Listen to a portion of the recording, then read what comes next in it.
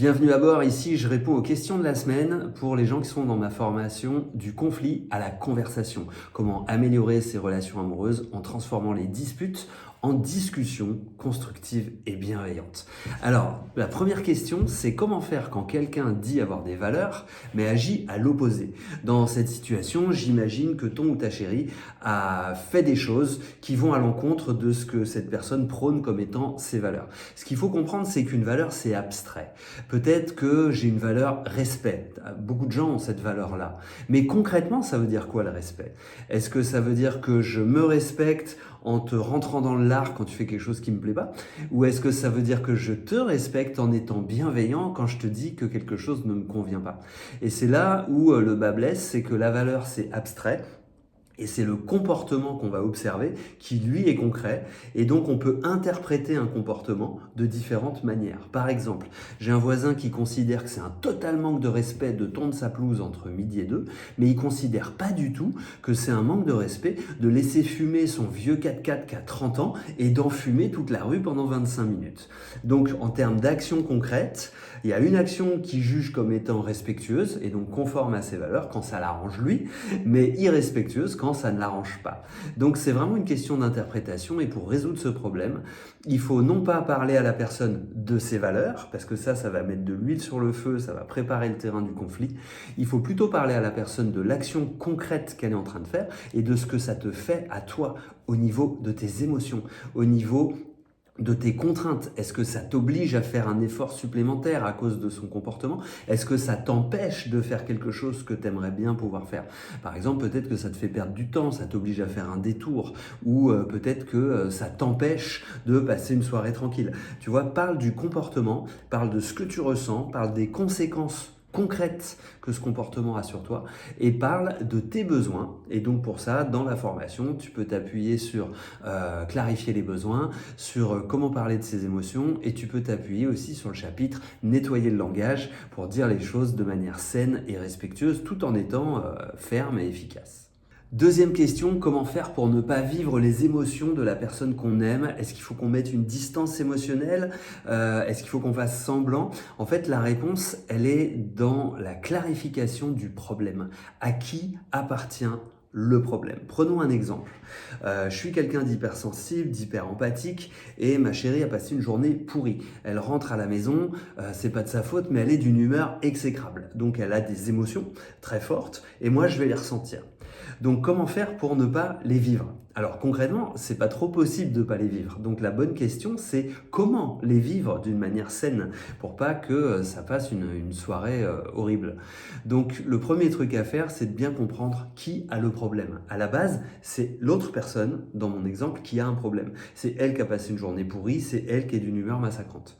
Donc c'est déjà pas mon problème. Donc c'est pas à moi de réagir par rapport à ça. C'est pas à moi de lui chercher des solutions à son problème parce que c'est le sien. Ce que je peux faire éventuellement, c'est lui demander si je peux faire quelque chose pour l'aider. Auquel cas, elle va pouvoir prendre sa responsabilité en me disant oui, non, j'aimerais ceci, j'aimerais pas cela. Mais c'est son choix à elle parce que c'est son problème à elle.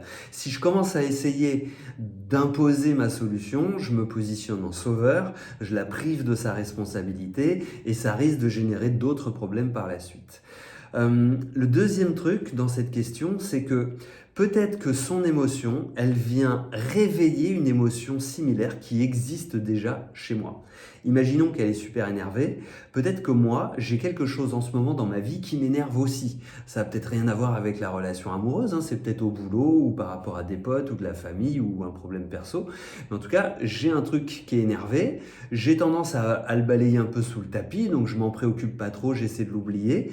Et le fait d'être en présence de ma chérie qui est énervée, bah moi, ça me réveille mon énervement. Auquel cas, à qui appartient le problème? Il y a deux problèmes. Il y a le sien, elle a ses raisons d'être énervée, et il y a le mien, j'ai mes raisons d'être énervé.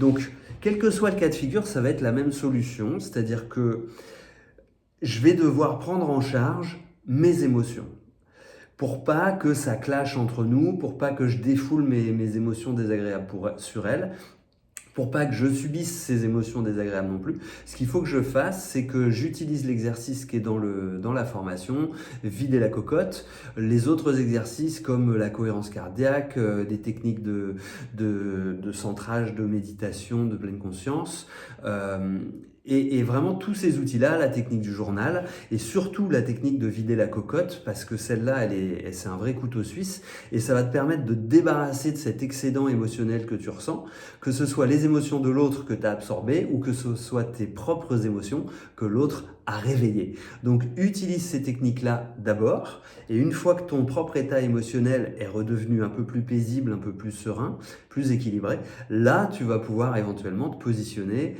comme un soutien pour l'autre personne et lui demander si tu peux faire quelque chose pour l'aider. Mais la première priorité, c'est de gérer tes propres émotions en utilisant les outils qui sont dans la formation. Troisième question, comment accepter le point de vue de l'autre quand on n'est pas d'accord sans que ça tourne à l'affrontement? En fait, ça se passe en plusieurs étapes. Quand la personne t'exprime quelque chose qui va contre tes croyances ou ton opinion ou qui te heurte ou qui te gêne, il faut que tu comprennes qu'il y a deux étapes à suivre. La première étape, c'est que tu vas faire de l'écoute active et tu vas accepter d'entendre le point de vue de l'autre, d'entendre l'émotion, l'expérience, la réalité de l'autre. Tu acceptes de les entendre. Ça ne veut pas dire que tu es d'accord. Ça ne veut pas dire que tu les valides ou que tu les partages. Ça veut dire que tu acceptes que c'est ça la réalité de l'autre à cet instant-là. Peut-être que dans 3 jours, la personne verra les choses autrement. Mais là, à cet instant-là, c'est ça. Et c'est hyper important de l'accepter. Parce que si tu n'acceptes pas, si tu essayes de contre-argumenter, tu rentres dans un jeu, tu as tort, j'ai raison. Et ça, c'est un jeu d'affrontement, c'est pas un jeu de coopération. Donc, t'es pas dans une relation amoureuse, tu es dans une compétition pour savoir qui a raison. Et forcément, ça ne fait que monter, escalader le conflit. Donc, la première étape, c'est de valider que tu comprends le point de vue, les émotions, la réalité de l'autre. Comprendre, encore une fois, ça ne veut pas dire que tu les partages ou que tu as les mêmes. Une fois que la personne, elle se sent comprise parce que tu as fait l'effort de l'écouter, tu as fait l'effort d'accepter que c'est ça sa réalité, là, tu peux passer à la deuxième étape. Et cette deuxième étape, c'est de partager ton expérience à toi. Non pas pour contredire l'expérience de l'autre, mais pour ajouter à l'expérience de l'autre. Par exemple, son expérience à l'autre, c'est ça. Mon expérience à moi, c'est ça. Et je vais pas dire à l'autre, ça c'est pas bon, il y a que ça qui compte, parce que ça c'est du combat, c'est du jeu de pouvoir, et ça finira par se retourner contre toi. Ce que tu vas faire, c'est que tu vas dire, ok, j'accepte que ton expérience c'est ça c'est la première étape. Et dans la deuxième étape, j'aimerais que tu acceptes que mon expérience, c'est ça. Et que nos deux expériences peuvent exister l'une à côté de l'autre. Et à partir du moment où les deux expériences différentes peuvent exister l'une à côté de l'autre, on peut commencer à trouver des compromis, c'est-à-dire des manières de faire vivre ces deux expériences en simultané. Et c'est ça la réalité d'une relation amoureuse. Quatrième question, comment faire quand tu as besoin que l'autre te dise « je t'aime », tu as besoin d'entendre ces mots-là, mais que pour l'autre, c'est une espèce de blocage psychologique, la personne elle n'arrive pas à prononcer ces mots-là. C'est un sujet que tu as déjà abordé du coup dans la question que tu poses et maintenant tu aimerais revenir dessus parce que dans la formation, tu as compris que le « je t'aime », en fait, entendre « je t'aime », c'est pas un besoin fondamental, c'est une solution pour satisfaire un besoin. Donc le besoin, en te référant aux 6 besoins que je décris dans la formation, tu peux savoir si c'est un besoin de connexion, complicité, amour, si c'est un besoin de certitude, sentiment de sécurité, pouvoir prévoir ce qui se passe, si c'est un besoin d'être validé, reconnu, accepté comme tu es, etc. ou un autre de ces besoins. Et la solution « je t'aime », eh bien effectivement, il peut y avoir d'autres solutions. Donc maintenant, dans ta question que tu as posée, tu aimerais revenir sur le sujet et pouvoir faire comprendre à l'autre personne qu'en fait, il y a d'autres manières de satisfaire tes besoins. Donc, dans la question que tu poses, tu as déjà partiellement apporté la réponse, c'est-à-dire que oui, le « je t'aime », c'est juste une solution parmi plein d'autres possibles. Et ce qu'il va falloir que tu fasses, c'est que tu clarifies tes besoins avec l'autre personne. Que tu lui dises, voilà, moi j'ai besoin de me sentir par exemple rassuré, j'ai besoin de pouvoir avoir une certitude que tes sentiments pour moi sont vrais, ils sont sincères et ils sont profonds. Tu peux lui dire que tu as besoin de sentir une connexion émotionnelle, une complicité, et que le je t'aime, c'est une solution pour ça, mais que s'il peut pas dire je t'aime, on peut trouver d'autres manières. Ça peut passer par des massages, par des conversations profondes sur des sujets qui sont importants pour toi.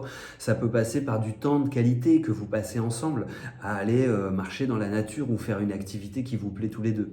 Donc en fait, le besoin, c'est ça le cœur du sujet qu'il faut que tu abordes avec la personne et que tu lui fasses comprendre que je t'aime finalement, t'aimerais bien, mais si c'est pas possible pour elle maintenant, c'est pas grave, peut-être qu'un jour ça viendra. Et si tu arrives à la déculpabiliser par rapport à ça, c'est probable qu'elle arrivera à dépasser son blocage et qu'elle arrivera à te dire je t'aime.